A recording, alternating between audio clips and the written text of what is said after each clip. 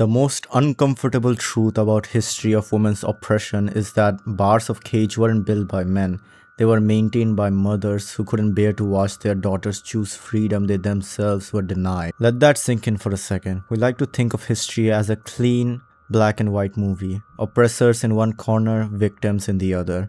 But the reality of how we got here is much more chilling. It wasn't just a system imposed to force from the top down, it was a slow domestic indoctrination. It was passed from mother to daughter out of love, out of fear, and out of desperate need to survive in a world that offered no safety net for women who stood alone. Historically, society was designed around a single brutal focus: the safety, the legacy and prosperity of men. The other half of the population was forced into a state of parasitism, dependency on men, by social exclusion. Women were stripped of active conscious social labor and reduced to passive exercise of their sexual functions and child breeding. They were domestic fixtures, trophies worth showcasing, while men conquered nature and wrote the law. And now we are stuck in the modern gender war that was developed into a brain-rotting side quest. We have toxic feminism on one side, reducing all men to cartoonish villains, and ego-driven traditionalists on the other side, denying history's damages. We are fighting the wrong enemy, and because of it, we are all paying the tax that we don't even realize we're paying. Look at the image on your screen. It's a woman looking at a mirror. Outside, she's calm, poised, and perfectly fitting the mold society carved out of her, but the reflection is weeping, hiding her face in her hand. I used to look at this whole debate through the lens of my own male ego. Let's be honest, when you're operating from ego, it's easy to look at women as objects to be conquered and dominated, like trophies were showcased. You flatten them out underneath just so you can make yourself feel taller. We all lie to avoid social pressure.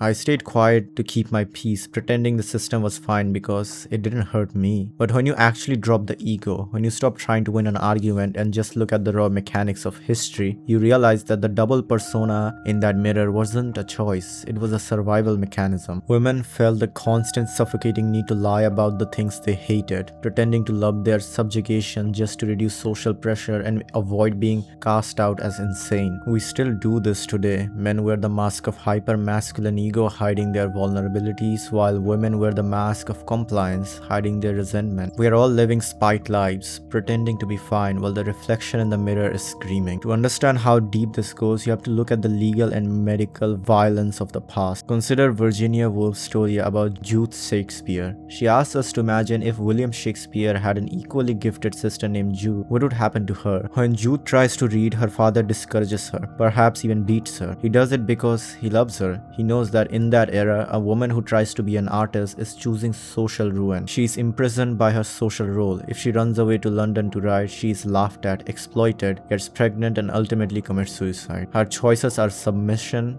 or self-destruction. And then there is Olive Schroner's 1911 concept of sex parasitism. Before the Industrial Revolution, women's labor was vital, especially for agriculture and other fields. But when machines took over, women, especially middle-class women, were stripped of active conscious social labor. They were reduced to a state of complete dependency on men, existing almost entirely for breeding and display. Oscar Reiner compared them to field ticks, parasites, whose physical and intellectual vitality decayed because they were shut out of the work of the world. Legally, they didn't even exist. Under the doctrine of coverture, a married woman was femme covert. Husband and wife were one person, and the person husband. She could not own property, she could not keep her own wages, she could not sign a contract. If she left her husband, she lost legal custody of her children. If she was raped by her husband, the law didn't care because her body was legally his. And if she tried to educate herself, in 1873, Harvard physician Dr. Edward Clark published a book arguing that higher education would physically damage women. He claimed that if a girl studied like a boy, the vital energy of her body would be diverted from her pelvis to her brain, causing her uterus to atrophy and shrivel up, leading to permanent sterility and hysteria. Now, isn't that a crazy delusion? Imagine living in that era. You're limited to 4 roles: whore, artist, which meant starvation, saint, or wife. You have no money, no comfortable life, and no privacy. Many mothers found the very concept of privacy alien, policing their daughters' lives because they feared the horrific social rejection of them wanting something different. Millions of girls grew up wondering if they were clinically insane just because they didn't want the prison of marriage. So when modern traditionalists looked at history and say, well, if women were equals, why didn't they paint the Mona Lisa? Why didn't they write The Great Plays? It is the ultimate display of their fragile ego. You cannot paint the Mona Lisa when your legal identity has been erased, when doctors claim reading will shrivel your uterus, and when your own mother is breaking your spirit so you don't get thrown out in the street. And don't pretend this oppression is ancient history. Today, globally, women hold 64% of legal rights of men. There is not a single country on earth with full legal equality. In Afghanistan, girls are completely barred from secondary and higher education, banned from working, and literally ordered to cover their faces in public. In 54% of countries, rape is still not legally defined by consent. Martial rape is still legal in dozens of nations. The traditionalist patriarchy is not a historic artifact, it is an active modern global reality. But the modern response to this is just as broke. Let's define the term of this crossfire. There is the toxic patriarchy, the system that views women and nature as objects to be dominated, conquered, and exploited. It forces men into a box of hyper-aggression and emotional numbness, and domesticates women into silent submission. But toxic matriarchy exists too. It is the system where oppressed women, trapped in a patriarchal world, become the jailers of their own daughters. Out of fear, mothers police their daughters' behavior, forcing them to conform, to submit, and to lie, perpetuating the very cycle that broke them. And then we have toxic feminism. This is a brand of feminism that has completely forgotten the true meaning of equality. It doesn't want liberation, it wants revenge. To reduce a complex history of economic shifts and survival-based indoctrination into men are evil, and using slogans like all men are trash.